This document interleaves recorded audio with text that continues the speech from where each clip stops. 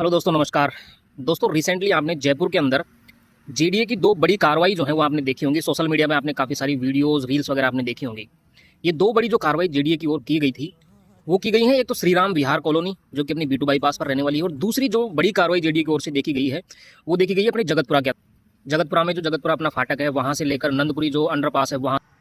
और ये दोनों ही कॉलोनी ऐसी कॉलोनी है जो काफ़ी सालों से बसी हुई है। मतलब इसमें इन कॉलोनीज़ के अंदर रहने वाले जो लोग हैं, कई कई लोग तो ऐसे होंगे जो 10 साल 20 साल 30 सालों से भी यहाँ पर रह रहे होंगे, लेकिन फिर भी इनके ऊपर कार्रवाई की। और रिसेंट यानी कि आज की अपडेट की बात करूँ तो सुप्रीम कोर्ट ने श्री राम विहार कॉलोनी जो है उस पर आगे की कार्रवाई जो है उस पर रोक लगाई है। यानी कि जो 10-11 मकान जो उस कॉलोनी के अंदर रह गए थे उनका ध्वस्तीकरण जो है अभी रोक दिया गया है।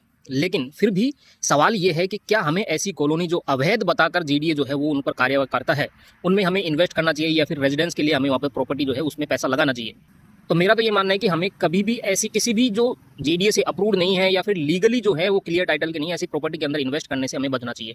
क्यों? आपको पता है कि जेडीए कभी भी ऐसी कॉलोनीज के ऊपर जो कार्रवाई करता है तो अवैध बताकर करता है। यानी कि अवैध का हम किसी प्रकार से मुआवजे के लिए भी हम क्लेम जो है वो नहीं कर सकते हैं, हम मुआवजे की भी डिमांड जो है नहीं कर सकते हैं। अब इसके विपरीत भले ही आप तर्क देते रहिए कि सरकार जो इतने दिनों से कहाँ सोई हुई थी, जेडीए के पास में क्या इसकी रजिस्ट्री चार्जेस नहीं पहुंचे, रेवेन्यू डिपार्टमेंट ने रजिस्ट्री भी हो रखी है, बहुत से लोगों ने रजिस्ट्री करवाई है, तो उस समय जो सरकार कहाँ गई थी, अब जो है वो कार्रवाई कैसे कर रही है। और मैं आपको बताऊं, मेरे पास में काफ़ी सारे ऐसे कॉल्स आते हैं, सर सोसाइटी पट्टे में भी हम ले सकते हैं। बिल्कुल ले सकते हैं, क्यों नहीं ले सकते कि इतने सालों से यहाँ पर लोग बसे हुए हैं, काफ़ी ज़्यादा आबादी यहाँ पर हो चुकी है, तो क्या जेडीए या फिर कोई भी जो गवर्नमेंट है उसके ऊपर कार्रवाई करेगी क्या? तो देखिए, सबसे बड़ी बात यह है कि कानून से बढ़कर कुछ भी नहीं है, और कानून ये कहता है कि जो लीगल है वही लीगल है और जो इलीगल है वो इलीगल है, और इलीगल के ऊपर कभी भी कार्रवाई हो सकती है।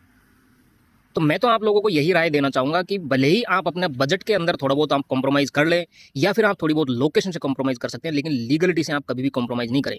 आपका बजट अगर थोड़ा बहुत कम है तो भले ही आप थोड़ा सा दूर जो है वो प्रॉपर्टी में इन्वेस्ट कर सकते हैं, लेकिन कभी भी इस तरीके की इलीगल कॉलोनीज़ के अंदर जो इन्वेस्ट करने से आप हमेशा बचें। ऐसी कॉलोनीज़ के अंदर वही लोग इन्वेस्ट करें जिनके पास में जो पैसा है वो फ्री में आ रहा हो, या फिर आपके पास में पैसों का कोई पेड़ हो।